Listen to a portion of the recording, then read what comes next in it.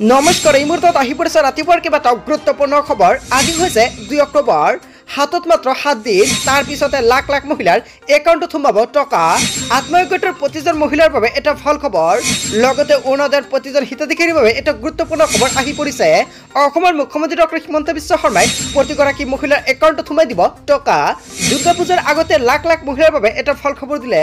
লগতে পিএম কিষাণৰ প্ৰতিজন হিতাধিকাৰী একাউণ্টত সোমাব টকা। মাজত মাত্ৰ 2টা দিন বাকী আছে, তাৰ পিছতে চেক কৰক আপোনাৰ একাউণ্ট। কেৱল ইয়াই নহয়, কেইবাটাও ৰাজনৈতিক খবৰৰ লগতে অৰাজনৈতিক খবৰ যুগুত কৰা হৈছে আজিৰ দিনটোত। গোটেই অসম তথা ভাৰতৰ বিভিন্ন প্ৰান্তৰ পৰা যুগুত হৈছে কেইবাটাও ডাঙৰ খবৰ। এনেবোৰ খবৰ নিতৌ পাই থাকিবলৈ চেনেলটি ছাবস্ক্ৰাইব কৰি ভিডিঅ'টো এটা লাইক কৰিবলৈ নাপাহৰিব। আজিৰ আমাৰ প্ৰথম খুবেই গুৰুত্বপূৰ্ণ খবৰ হৈছে অসমবাসীৰ বাবে এখন ডাঙৰ খবৰ। হাতত মাত্ৰ 7 দিন, দুৰ্গা পূজাতে লাখ লাখ লোকৰ একাউণ্টত সোমাব চৰকাৰী ধন। দুৰ্গা পূজাৰ সময়তে ৰাজ্যবাসীলৈ আহিল এটা ভাল খবৰ। মাত্ৰ 7 দিন পিছতেই লাখ লাখ লোকৰ একাউণ্টত সোমাব এই টকা। কোন কোন মহিলাৰ একাউণ্টত টকা সোমাব সম্পূৰ্ণকৈ জানি লওক। যদি আপুনি ৰেচন কাৰ্ডৰ হিতাধিকাৰী তেন্তে আপোনাৰ বাবে এটা ভাল খবৰ। ৰেচন কাৰ্ডৰ প্ৰতিজন হিতাধিকাৰী একাউণ্টত অসমৰ মুখ্যমন্ত্ৰী ডক্টৰ হিমন্ত বিশ্ব শৰ্মাই সোমাই দিব টকা। শীঘ্ৰে আপোনাৰ একাউণ্টত জমা হ'ব চৰকাৰী ধন।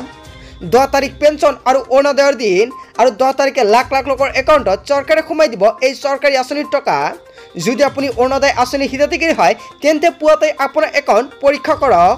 বৃদ্ধ পেঞ্চন হিতাধিকাৰীসকলৰ একাউণ্টত জমা হ'ব চৰকাৰী ধন। শীঘ্ৰে কৰক KYC আপডেট। প্ৰতিজন অৰুণোদয়ৰ হিতাধিকাৰীৰ বাবে এটা ভাল খবৰ। যিসকল অৰুণোদয়ৰ হিতাধিকাৰীয়ে আগতে টকা পাইছিলে এতিয়া টকাটো নাপায়, তেনে ক্ষেত্ৰত অৰুণোদয় 3.0ত আবেদন কৰিব লাগিব।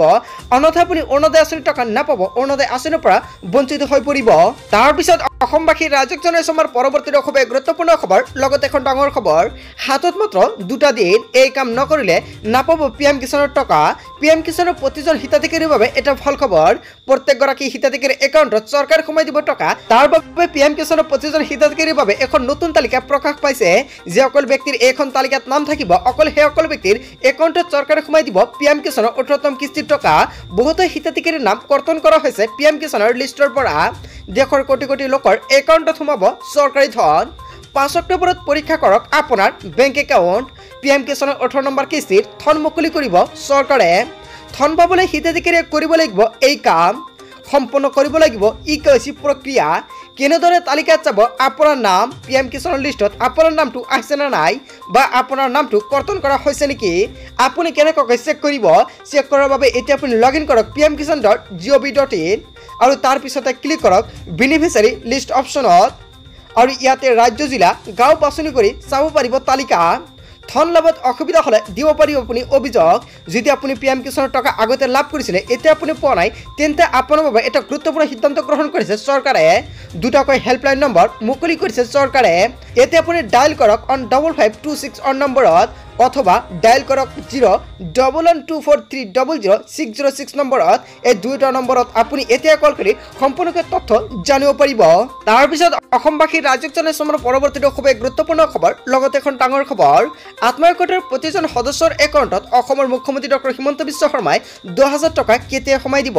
কেবিনেট বৈঠকত কেইবাটাও গুৰুত্বপূৰ্ণ সিদ্ধান্ত গ্ৰহণ কৰিছে আত্মসহায়ক গোটৰ মহিলাৰ বাবে। কেৱল ইয়াই নহয়, দুৰ্গা পূজাৰ পূৰ্বে লাখ লাখ মহিলাৰ লগতে ছাত্ৰ ছাত্ৰীৰ একাউণ্টত সোমাই দিব টকা।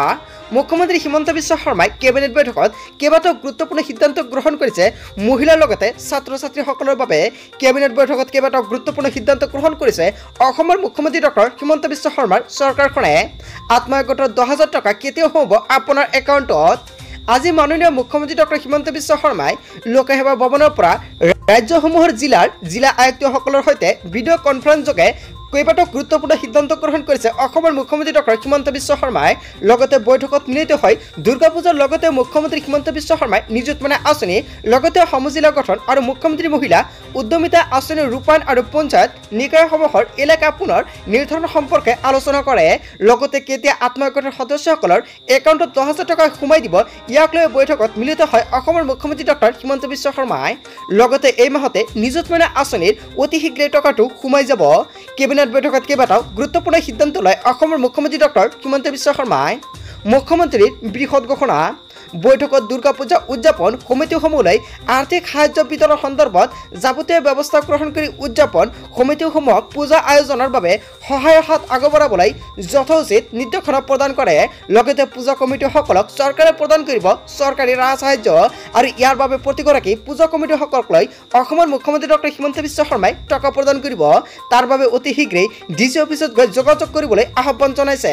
কেৱল ইয়াই নহয়, লগতে ৰাজ্যত গঠন হ'বলগীয়া উপজিলাসমূহক সমজিলা হিচাপে নামাকৰণ কৰি ভাৰপ্ৰাপ্ত অতিৰিক্ত জিলা আয়ুক্তক সমজিলা আয়ুক্ত হিচাপে কাম কাজ পৰিচালনা কৰাৰ ক্ষেত্ৰত পৰ্যালোচনা কৰে অসমৰ মুখ্যমন্ত্ৰী ডক্টৰ হিমন্ত বিশ্ব শৰ্মাই। তদুপৰি মুখ্যমন্ত্ৰী নিযুত মইনা আঁচনি আৰু মুখ্যমন্ত্ৰী মহিলা উদ্যমিতা আঁচনি সন্দৰ্ভত বৈঠকত আলোচনা কৰি সেই সন্দৰ্ভত যাৱতীয় নিৰ্দেশনা প্ৰদান কৰে। আৰু এই বৈঠকতে আগন্তুক পঞ্চায়ত নিৰ্বাচনৰ পৰিৱেশিতত গাঁও পঞ্চায়ত আৰু আঞ্চলিক পঞ্চায়ত আৰু জিলা পৰিষদৰ সীমা পুনৰ বিন্যাসৰ দিশতো আলোচনা কৰা হয়। অসমৰ মুখ্যমন্ত্ৰী ডক্টৰ হিমন্ত বিশ্ব শৰ্মাই সকলো দায়িত্ব লগতে আত্মসহায়ক সকলো দায়িত্ব চৰকাৰে প্ৰদান কৰিছে জিলা আয়ুক্তক। আৰু জিলা আয়ুক্তই সম্পূৰ্ণকৈ এতিয়া নিৰীক্ষণ কৰিব কেতিয়া আত্মসহায়ক মহিলাৰ একাউণ্টত 10,000 টকা সোমাই দিয়া যায়। ইয়াক লৈ চৰকাৰে সম্পূৰ্ণকৈ দায়িত্ব প্ৰদান কৰিছে আৰু অতি শীঘ্ৰে আত্মসহায়ক সদস্যৰ বাবে এটা ভাল খবৰ আহিব। আৰু যেতিয়া তাৰিখটো সম্পূৰ্ণকৈ ফিক্স কৰে সম্পূৰ্ণকৈ আপোনালোক জনাই দিম। আত্মসহায়ক প্ৰতিজন সদস্যৰ বাবে অৱশেষত অসমৰ মুখ্যমন্ত্ৰী ডক্টৰ হিমন্ত বিশ্ব শৰ্মাই কেবিনেট বৈঠকত এখন ডাঙৰ সিদ্ধান্ত গ্ৰহণ কৰিছে। যেতিয়া তাৰিখটো ফিক্স কৰিব তেতিয়া আপোনালোকক সম্পূৰ্ণকৈ আন এটা ভিডিঅ'ত জনাই দিম আৰু তাৰ বাবে সকলোৱে চেনেলটি ছাবস্ক্ৰাইব কৰি ৰাখিব। তাৰপিছত অসমবাসী ৰাজ্যক জনাইছো আমাৰ পৰৱৰ্তীটো খুবেই গুৰুত্বপূৰ্ণ খবৰ। লগতে এখন ডাঙৰ খবৰ, 14খন ৰাজ্যলৈ কেন্দ্ৰীয় চৰকাৰে মোকলাই দিলে বান সাহায্যৰ টকা। অসমলৈ 716 কোটি টকা প্ৰদান কৰিছে চৰকাৰে। কেন্দ্ৰীয় চৰকাৰৰ তৰফৰ পৰা অৱশেষত মোকলাই দিছে বান সাহায্যৰ টকা। আপুনি প্ৰধানমন্ত্ৰী ফচল বীমা যোজনা আবেদন কৰিছিল নেকি? তেন্তে আপোনাৰ বাবে এটা ভাল খবৰ, কিয়নো আপোনাৰ একাউণ্টত কেন্দ্ৰীয় চৰকাৰে প্ৰদান কৰিব এই টকা। কোনে কোনে লাভ কৰিব সম্পূৰ্ণকৈ জানি লওক। যিসকল ব্যক্তিয়ে প্ৰধানমন্ত্ৰী ফচল বীমা যোজনা আবেদন কৰিছিল সেইসকল ব্যক্তিৰ বাবে এটা ভাল খবৰ। লগতে বানপানীৰ বাবে আপুনি ক'ত বা আপোনাৰ একাউণ্ট নম্বৰ জমা দিছিল নেকি? যদি দিছিলে তেন্তে আপোনাৰ বাবে এটা গুৰুত্বপূৰ্ণ খবৰ। ৰাজ্যবাসীৰ বাবে এটা ভাল খবৰ আহি পৰিছে। কেন্দ্ৰীয় চৰকাৰে মোকলাই দিলে বান সাহায্যৰ পুঁজি। প্ৰতিজন IPB একাউণ্টত চৰকাৰে সোমাই দিব টকা। আপোনাৰ পোষ্ট অফিচৰ একাউণ্ট আছে নেকি? তেন্তে আপোনাৰ বাবে এটা ভাল খবৰ, কিয়নো আপোনাৰ একাউণ্টত বান সাহায্যৰ টকা সোমাই যাব। যিসকল ব্যক্তিৰ পোষ্ট অফিচৰ একাউণ্ট আছে সেইসকল ব্যক্তিৰ বাবে এটা ভাল খবৰ আহি পৰিছে। কেন্দ্ৰীয় চৰকাৰে মোকলাই দিলে বান সাহায্যৰ পুঁজি। অসমলৈ কেন্দ্ৰই মোকলাই দিলে 716 কোটি টকা। 14খন ৰাজ্যৰ বাবে মোকলাই দিয়া হ'ল মুঠ 5,858.60 কোটি টকা। মহাৰাষ্ট্ৰৰ বাবে 1,492 কোটি টকা মুকলি কৰি দিছে চৰকাৰে। অন্ধ্ৰপ্ৰদেশৰ বাবে 1,036 কোটি টকা মুকলি কৰি দিছে বান সাহায্যৰ বাবে। কেৱল ইয়াই নহয়, বিহাৰৰ বাবে 665 কোটি টকা মুকলি কৰি দিছে চৰকাৰে। হয় বন্ধু বান্ধৱীসকল, চৰকাৰে এখন ডাঙৰ সিদ্ধান্ত গ্ৰহণ কৰিছে আৰু প্ৰতিজন হিতাধিকাৰী একাউণ্টত চৰকাৰে সোমাই দিছে এই টকা। এতিয়াই চেক কৰক আপোনাৰ বেংক একাউণ্ট। আপুনি প্ৰধানমন্ত্ৰী ফচল বীমা যোজনা আবেদন কৰিছিল নেকি? যদি আপুনি টকাটো পোৱা নাই নিশ্চয় কমেণ্ট কৰি জনাব। আৰু যদি আপুনি টকাটো পাইছে তেনে ক্ষেত্ৰত আপুনি নিশ্চয় কমেণ্ট কৰি জনাব। আৰু গুজৰাটৰ বাবে 600 কোটি টকা মুকলি কৰি দিছে বান সাহায্যৰ বাবে। হিমাচল প্ৰদেশৰ বাবে 189.20 কোটি টকা মুকলি কৰিলে। কেৰালাৰ বাবে 145.60 কোটি টকা মুকলি কৰিছে চৰকাৰে। মণিপুৰৰ বাবে 50 কোটি টকা মুকলি কৰিলে। মিজোৰামৰ বাবে 21.60 কোটি টকা মুকলি কৰিছে। নাগালেণ্ডৰ বাবে 19.20 কোটি টকা মুকলি কৰিছে। আৰু ছিকিমৰ বাবে 23.60 কোটি টকা মুকলি কৰিছে। তেলেংগানাৰ বাবে 416.80 কোটি টকা মুকলি কৰি দিছে চৰকাৰে।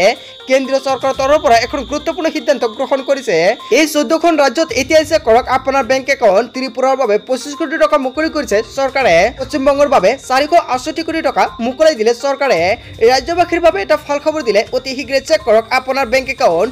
আপোনাৰ একাউণ্টত যদি টকাটো সোমাইছে নিশ্চয় কমেণ্ট কৰি জনাব। তাৰপিছত অসমবাসী ৰাজ্যক জনাইছো আমাৰ পৰৱৰ্তীটো খুবেই গুৰুত্বপূৰ্ণ খবৰ। লগতে এখন ডাঙৰ খবৰ, উৎসৱৰ বতৰত অনলাইন শ্বপিং কৰোঁতে সাৱধান হওক, মুহূৰ্ততে হেৰুৱাব পাৰে আপোনাৰ ধন। ফোন কৰক এইখন নম্বৰত। চৰকাৰে কেইবাটাও গুৰুত্বপূৰ্ণ পন্থা হাতত হৈছে। দুৰ্গা পূজা অথবা উৎসৱৰ বতৰত অনলাইন শ্বপিং কৰোঁতে সাৱধান হওক জনতাই। বৈধতা নথকা ৱেবছাইটত গৈ শ্বপিং কৰিলে হেৰুৱাব পাৰে আপোনাৰ একাউণ্টৰ ধনখিনি আৰু হঠাৎ খালী হৈ পৰিব পাৰে আপোনাৰ একাউণ্ট। চাইবাৰ অপৰাধীৰ কবলত পৰিলে কিদৰে ঘূৰাই পাব আপোনাৰ ধনখিনি? এটা মাত্ৰ ফোন কলতে ঘূৰাই পাব আপোনাৰ হেৰুওৱা ধন। চাইবাৰ অপৰাধীৰ কবলৰ পৰা ধন ঘূৰাই পাবলৈ অসম আৰক্ষীয়ে মুকলি কৰিছে ফোন নম্বৰ আৰু 4টা সংখ্যাৰ যাদুকৰী নম্বৰৰ সহায়তে ঘূৰাই পাব হেৰুওৱা ধনখিনি। ধন হেৰুৱাৰ 24 ঘণ্টাৰ ভিতৰত গ্ৰহণ কৰক পদক্ষেপ। অসম আৰক্ষীয়ে মুকলি কৰিছে 1930 ফোন নম্বৰ আৰু 24 ঘণ্টাৰ ভিতৰত ফোন কৰিলে আপুনি উভতাই পাব আপোনাৰ ধনখিনি। আপোনাৰ খবৰৰ ভিত্তিত আৰক্ষীয়ে আৰম্ভ কৰিব তদন্ত। ৰাজ্যক সজাগ আৰু সতৰ্ক হ'বলৈ আহ্বান জনায় অসম আৰক্ষীয়ে। আৰু বিত্তীয় প্ৰবঞ্চনাৰ বলি হোৱাৰ লোকক দ্ৰুত আৰু তাৎক্ষণিকভাৱে সহায় কৰিব অসম আৰক্ষীয়ে। অসম আৰক্ষীয়ে কেইবাটাও গুৰুত্বপূৰ্ণ পন্থা হাতত লৈছে। যদি আপোনাৰ লগত এনেকুৱাকৈ ঘটনা সংঘটিত হৈছে তেনে ক্ষেত্ৰত নিশ্চয় আপুনি এইটো পন্থা অৱলম্বন কৰক। লগতে আজিৰ ভিডিঅ'টো বেছিকৈ শ্বেয়াৰ কৰি দিব। বহুতো মানুহে এনেকুৱা সমস্যাত পৰে যাতে সকলোৱে সমস্যাটো সমাধান কৰিব পাৰে তাৰ বাবে সকলোৱে আজিৰ ভিডিঅ'টি শ্বেয়াৰ কৰি দিব। তাৰ পিছত অসমবাসী ৰাজ্যক জনাইছে আমাৰ পৰৱৰ্তীটো খুব গুৰুত্বপূৰ্ণ খবৰ। লগতে এখন ডাঙৰ খবৰ, বাঘৰ দৰে জীয়াই থাকিব অসমৰ মুছলমান, হুংকাৰ প্ৰদান কৰিছে। বাঘৰ দৰে জীয়াই থাকিব অসমৰ মুছলমানসকল। মুখ্যমন্ত্ৰী হিমন্ত বিশ্ব শৰ্মাক হুংকাৰ প্ৰদান কৰিলে আমচুৰ তৰফৰ পৰা। পৃথিৱীত সকলোকে অসমত থাকিব মাদ্ৰাছা, কোনেও বন্ধ কৰিব নোৱাৰে মাদ্ৰাছাৰ শিক্ষা।